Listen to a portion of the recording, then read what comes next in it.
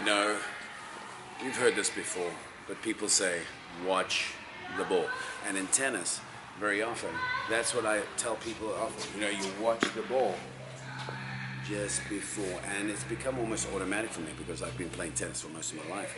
But why is it important to be watching the ball? Well, first of all, when I'm watching the ball coming at me, I know exactly where the ball is in space and time.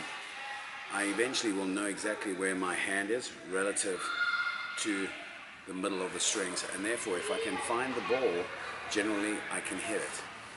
I'm making that assumption. Two, if I watch the ball and keep the eyes on the ball, very often people, just before they hit the ball, they sometimes look to see where it's going instead of keeping their eyes on contact. What does that do? Well, when they move their head too early, where you are in space and time, where I am, my GPS is based on where my eyes are and if I have to do this, my head moves out of position, and therefore where I think the ball is, and if I move the head, my brain thinks the ball is now there, but it's still there.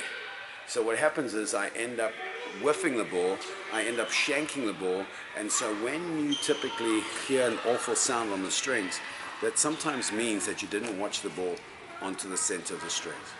Another thing too is we sometimes say keep your head over the ball. So on a forehand, if I'm coming through, you notice I'm keeping my head over the ball when I finish the stroke.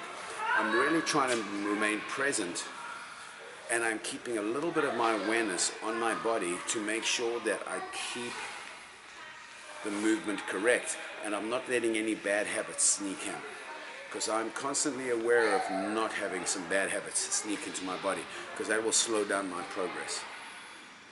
This is Coach Carl. I hope this has been helpful.